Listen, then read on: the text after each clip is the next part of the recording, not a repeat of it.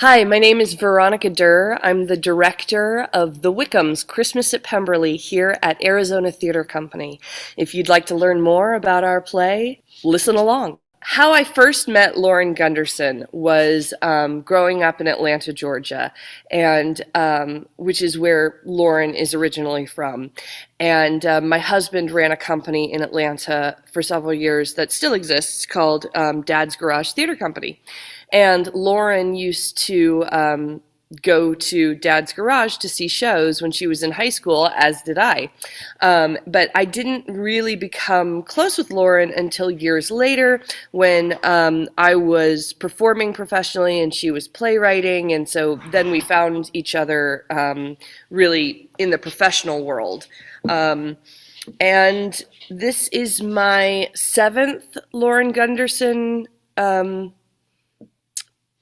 piece to work on, and she is my favorite playwright. I have not had the pleasure of meeting Margot Melcon yet, but knowing that she's much beloved by Lauren is all that I need to know that she is an incredible woman. And these shows are amazing. I got to be a performer in last year's Miss Bennet Christmas at Pemberley.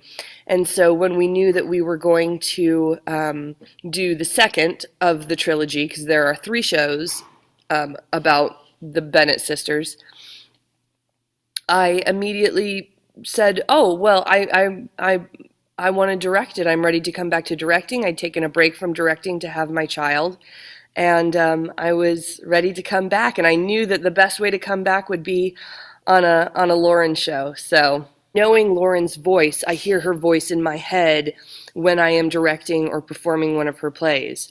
The thing that I think in playwriting that they have mastered is the mix of high stakes drama alongside hilarious slapstick comedy, undercut by the depth of internal realization and emotion that the characters have regarding life, love, family, large issues that we deal with. And so you've got drama, comedy, and then these amazing internal truths about human beings and who we are and how we relate to one another. And it's all wrapped up in one script. Always.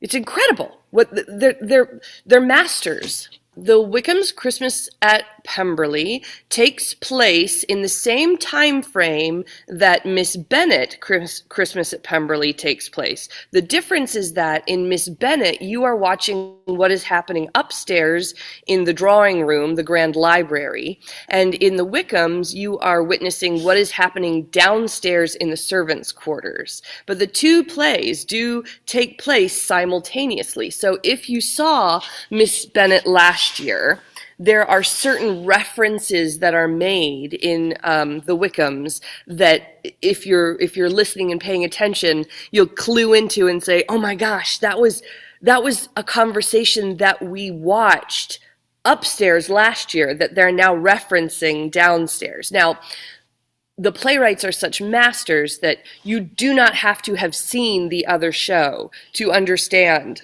the Wickhams. But if you did, it's kind of like finding Easter eggs, it's like little clues that are really fun to catch on to. So all three of the plays in the trilogy are fan fiction that Lauren and Margot wrote with the idea of what happens to the other Bennet sisters from Pride and Prejudice? We know what happens to Lizzie and Jane at the end of Pride and Prejudice, but we still have Kitty, Lydia, and Mary that are just kind of like left. And they are such lovers of Pride and Prejudice and of Jane Austen's work. They wanted to create basically fan fiction for let's create the futures of the other Bennet sisters. And so that's exactly what these plays are. The first play is Miss Bennet, which is Mary Bennet finding herself and finding the love of her life. And the Wickhams is focusing on Lydia Wickham, née Lydia Bennet, who, if you read Pride and Prejudice, she was kind of married off to George Wickham in order to save her reputation. And this story is her finding herself in that, and what does she want for her life. And then the third play in the trilogy is about Kitty and Georgiana. Kitty being the Bennet sister we have left, and Georgiana being Darcy's sister. I think for any holiday entertainment, what I would most like the audience to get out of it is a sense of joy, a sense of togetherness, appreciation of friendship and family. But the show is so lovely, it goes beyond that. It goes into who are we as human beings, what do we value, and how do we treat each other. Which I think are three really beautiful and important tenets of life to think about at Christmas time, or during the holiday season. It's a time to reevaluate who we are as human beings and who we want to be in this world. And this play does that, as well as make you laugh. It's so hard to pinpoint exactly one thing that I'm looking forward to in a directing process, because every step of the process is so unbelievably exciting. I look forward to doing the pre-production and the casting, because that's when I first get to assemble the team and start picking everybody's brains and start deciding what it is we want the world to look like and how we want it to feel. And then the first day of rehearsal is unbelievably exciting, because it's finally the cast in the room together, meeting each other for the first time sometimes, and reading through the play, getting on stage for the first time we see the set come together, the first time we hear the sound cues, the first time we see a scene on the set with the sound under the lights is unbelievably exciting, because all of a sudden, all of these aspects of the world that you're trying to build, that you've kind of been discussing with the designers and with the cast and crew in separate conversations, are now coming together. And it's just like, it's magic. It's magic, and every step along the way of it is just another piece of magic. The actors in my play are incredible. The American theater community is a family, very much so. And what's so fun about casting a show and working with people is that you can trace back how you made your way into each other's lives, right? So there is a woman in the play playing Lizzie Darcy, who I took acting classes with in LA, 15 years ago. There's a woman in the play who I have performed with and who I've fallen in love with on stage before. It's just incredible how these people come into your life, and then the strong bonds you form with each other that then continue, because you always want to work with your people once you find them and fall in love with them. And that's definitely happened with this cast. I am enamored by them. by their hard work, by their dedication, by their ability to communicate. It's incredible. They're amazing. There are a lot of reasons why I would say any particular audience member must attend this play. One being, coming out of a global pandemic, the arts in this country are in dire situations. And your participation in the arts is what is going to keep us alive. And I do believe that what we do is extremely important.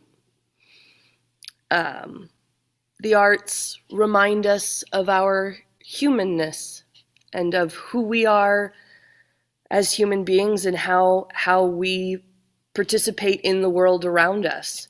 And I think that that's an important thing to be a part of, whether you're on stage doing it or whether you're in the audience participating, because even audience, it is a participation. It is not just a it's not watching Netflix. It's not sitting back and having something in front of you that you can pause or you can walk away from at any moment. It is live. It is feet in front of your face, human beings right in front of your face, and the energy that you give out informs their energy output as well. It is a known fact that when a group of people get into an audience together, their heartbeats begin to synchronize. I mean, that's scientific fact. Come synchronize your heartbeat with us. Come be a part of us. We want you to. We need you to. Without you, there's no reason for us to try and tell the stories that we try to tell.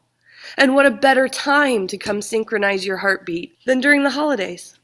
I think the Christmas at Pemberley trilogy is particularly interesting because, one, we don't have a whole lot of Christmas programming. There are not a lot of Christmas plays out there. You have 1,000,001 versions of A Christmas Carol, right? And it's a story I love. We all love it. It's gorgeous. It's heart and redemption. It's a beautiful, wonderful story. Charles Dickens was not the only writer. And I think what's amazing is that they are such feminists, Lauren and Margot, that they were like, you know what? Jane Austen wrote some amazing stuff as well, with some characters that really speak to the hearts of women. And what can we do to take her work and her characters and grow them, give them the futures that they deserve.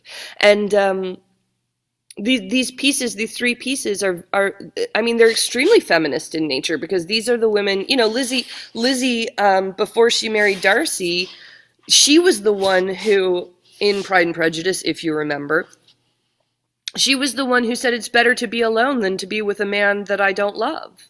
And at that time period, 1815, oh my gosh, that any woman would say that. They were bred to believe that marriage was the only goal. And here was a woman that's saying, no, that's not good enough for me. And all of her sisters have their own issues to overcome, to define themselves the way Lizzie does in Pride and Prejudice.